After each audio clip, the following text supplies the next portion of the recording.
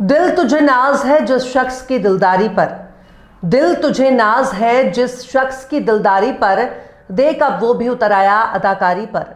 सलाम, नमस्ते, सत श्री अकाल। मैं हूं आपके साथ हर्षिता मिश्रा और आप देख रहे हैं टाइम्स मेल। आज से कई साल यानी साल 2004 में अभिषेक बच्चन की फिल्म आई थी जिसका नाम है रन। इस फिल्म में विजय राज ने क्या गजब की एक्टिंग की।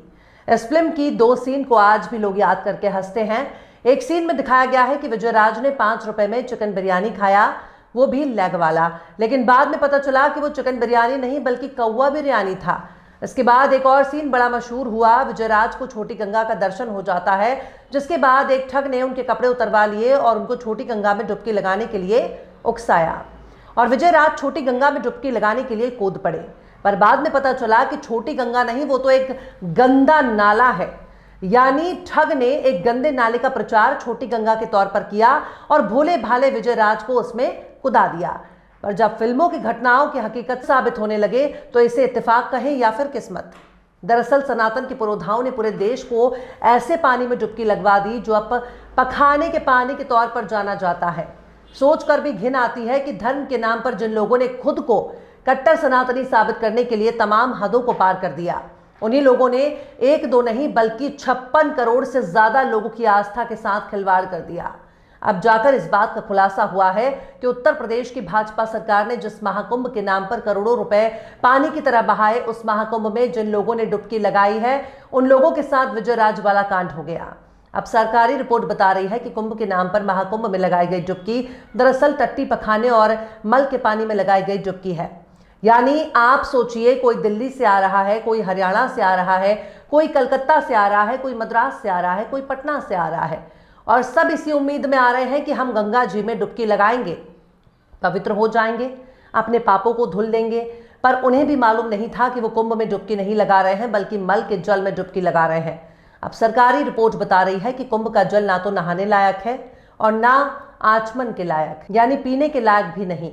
हमारी ही सरकार की रिपोर्ट में इस बात का खुलासा हुआ है कि कुंभ के जल में वही गंदगी पाई गई है जो मल में पाई जाती है।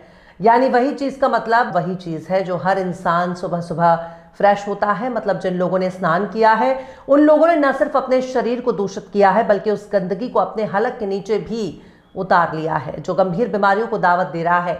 जिन लोगों ने कुंभ के जल को शुद्ध और पवित्र मानकर पिया है उन्होंने दरअसल उस गंदगी को हजम कर लिया जिसे छूने से भी एक इंसान अशुद्ध हो सकता है, अपवित्र हो सकता है, क्योंकि शरीर में कहीं भी गंदगी लग जाए तो ना कोई शुद्ध हो सकता है और ना ही स्वच्छ हो सकता है।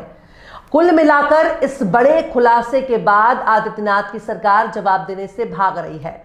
आखिर कैसे कुंभ के नाम पर भाजपा ने नाले में लगवा दी डुबकी? आखिर कैसे बगले झांक रहे हैं योगी बाबा? आखिर कैसे करोड़ों हिंदुओं को संघ भाजपा ने बनाया उल्लू? बताएंगे आपको और भी बहुत कुछ। लेकिन आप अगर हमारे चैनल पर नए हैं और पहली बार हमारी वीडियो को देख रहे हैं तो आप हमारे चैनल टाइम्स मेल को सब्सक्राइब कर लें, वीडियो को लाइक कर दें और बेल आइकन का नोटिफिकेशन बटन भी प्रेस कर दें ताकि बिना देरी हमारी हर खबर आपको मिलती रहे। लौटते हैं आप खबर की तरफ। हमारे देश में इस वक्त हिंदुत्व की ऐसी हवा चल रही है, उसने अब सोचने पर मजबूर कर दिया कि आखिर धर्म और आस्था के नाम पर एक आम इंसान के साथ कौन कौन सा कांड हो रहा है। कहां लड्डू में गौमांस और गाय की चर्बी मिलाने की बात सामने आती है तो वहीं मछली का तेल प्रसाद में मिलाया जाता है। प्रयागराज कुंभ में भी करोड़ों लोगों के साथ बहुत बड़ा धोखा हो गया है। स्नान करके ना तो आप पवित्र हो रहे हैं, ना तो धन्य हो रहे हैं और ना ही आप भाग्यशाली हैं। इस वक्त केंद्र सरकार की लैब रिपोर्ट में योगी आदित्यनाथ को नजरें चुराने पर मजबूर कर दिया। रिपोर्ट में यह बात सामने आई है कि संगम में स्नान करने से आप पवित्र नहीं हो रहे बल्कि अपवित्र हो रहे हैं। साफ तौर पर कहा जाए तो मल और पखाने की गंदगी में आप नहा रहे हैं। अंग्रेजी भाषा में कहें तो आप लैट्रिन के पानी से नहा रहे हैं और अगर हिंदी में कहें तो आप मलयुक्त जल से खुद को स्वच्छ और शुद्ध कर रहे हैं। लेकिन जैसे ही ये रिपोर्ट बाहर आई वैसे ही आदित्यनाथ बगले झांकने लगे, नजरें चुराने लगे, दाएं बाएं ताकने लगे, क्योंकि इतने बड़ी चौंकाने वाली रिपोर्ट के सामने आने के बाद इसकी जिम्मेदारी लेने से आदित्यनाथ कोसों दूर भाग रहे हैं। अब वो इसे समाज का आयोजन करार दे रहे हैं, खुद को सेवक बता रहे हैं। भारत सरकार के सेंट्रल पॉल्यूशन कंट्रोल बोर्ड ने अपनी जांच रिपोर्ट में इस बात का खुलासा किया है कि जो लोग संगम में श्रद्धालु डुबकी लगा रहे हैं उस पानी में फीकल कॉलिफॉर्म बैक्टीरिया पाया गया, यानी कुंभ के पानी में लैट्रिन की बैक्टीरिया पाई गई है। लेकिन इस रिपोर्ट के सामने आने के बाद आदित्यनाथ की सरकार पर चौतरफा सवाल उठने लगे तो उन्होंने सेंट्रल पॉल्यूशन कंट्रोल बोर्ड की रिपोर्ट को ही खारिज कर दिया। वो कह रहे हैं कि ये महाकुंभ को बदनाम करने की साजिश है। संगम का पानी नहाने ही नहीं बल्कि पीने लायक भी है। मतलब कि वो सीधे सीधे अपनी ही सरकार की रिपोर्ट पर सवाल उठा रहे हैं, क्योंकि केंद्र और राज्य में भाजपा की सरकार है और इस रिपोर्ट को खारिज करने का मतलब ही यही है कि आदित्यनाथ न सिर्फ केंद्र सरकार पर उंगली उठा रहे हैं बल्कि नरेंद्र मोदी जी पर साजिश का इल्जाम लगा रहे हैं। पहले तो योगी आदित्यनाथ ने पूरे देश में 144 साल बाद मनाए जाने वाला महाकुंभ बात कर प्रचार कर दिया। करोड़ों लोगों की भीड़ ने संगम में डुबकी लगाई, पर जिन लोगों को बुला बुलाकर आदित्यनाथ ने संगम में डुबकी लगवाई उसका सारा क्रेडिट आदित्यनाथ को जाता है। लेकिन रिपोर्ट आने के बाद वो इस क्रेडिट को नहीं लेना चाहते। पर सोचिए कि भाजपा और संघ के पुरोधाओं ने हेमा मालिनी से लेकर बड़े बड़े एक्टर को जिस पानी में डुबकी लगवाई, बड़े बड़े केंद्रीय मंत्री जिस गंदगी में डुबकी लगाकर खुद को भाग्यशाली समझ रहे हैं, अंबानी और उनके परिवार भी कुंभ में नहाकर धन्य हो गए। सोचकर भी कितनी घिन आ रही है कि जिन लोगों ने प्रचार कर करके जनता को गंदे नाले में डुबकी लगवा दी, अब वही लोग सरकारी लैब रिपोर्ट को देखकर बगले झांक रहे हैं। वो जवाब देने से कन्नी काट रहे हैं, वो इसकी जिम्मेदारी भी लेने को तैयार नहीं। मुख्यमंत्री आदित्यनाथ इस रिपोर्ट के आने के बाद सवालों से पीछा छुड़ाना चाहते हैं। सवालों से बचने के लिए कह रहे हैं कि कुंभ को बदनाम करने की साजिश हो रही है। पर साजिश कर कौन रहा है?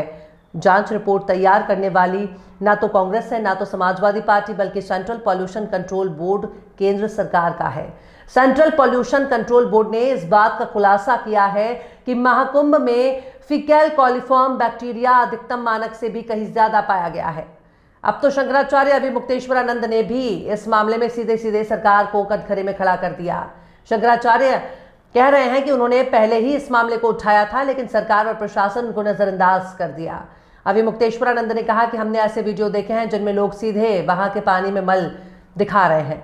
वो भी कहते हैं कि वीआईपी कल्चर वाली सरकार ने सभी वीआईपी को भी मलयुक्त जल में ही स्नान करवा दिया। पर सवाल है कि आस्था के नाम पर क्या इसे धोखा नहीं कहा जाना चाहिए? क्या यह आस्था से खिलवाड़ नहीं है? क्रिकेटर मोहम्मद शमी के गंगा में स्नान का दावा भी आदित्यनाथ कर रहे हैं, पर यह सब सरासर झूठ है।